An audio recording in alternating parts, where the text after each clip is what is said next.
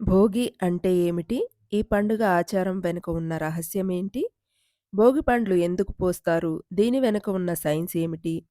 ఈ విషయాలను ఈరోజు కార్యక్రమంలో తెలుసుకుందాం. ముందుగా భోగి అంటే ఏమిటో తెలుసుకుందాం. భోగి అంటే భోగము. అంటే ఏ అనుభవం నుంచైనా మనం ఆనందాన్ని పొందడాన్ని భోగం అంటారు. అలాంటి భోగములు అనుభవించాల్సిన రోజును భోగి అంటారు.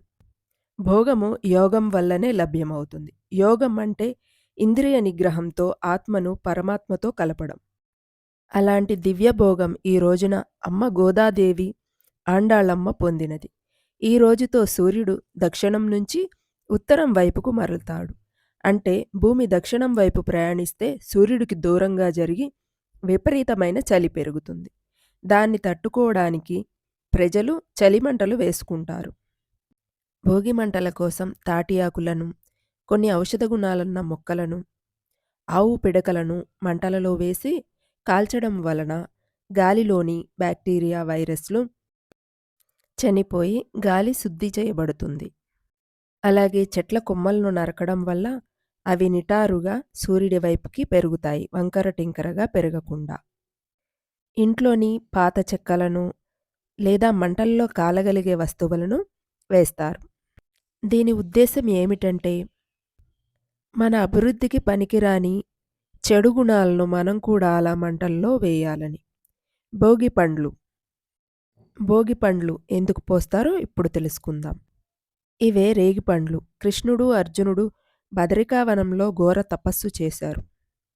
అప్పుడు వారు వీటిని ఆహారంగా స్వీకరించారని చెప్తారు.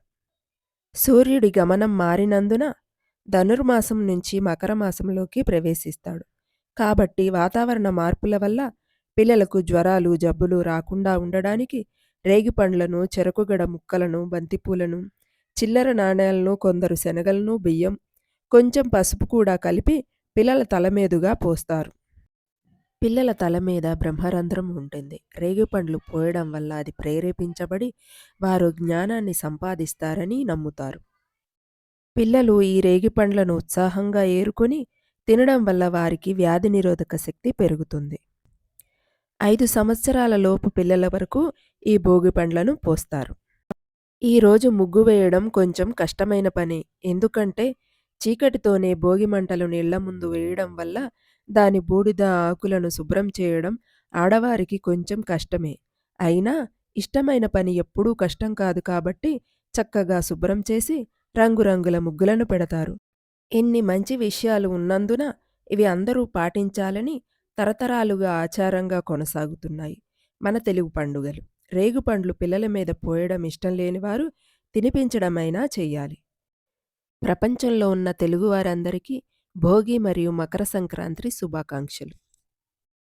తెలుసుకో, తెలుగు తెలుసుకో, నిన్ను నువ్వు కలుసుకో. ధన్యవాదాలు. స్వస్తి.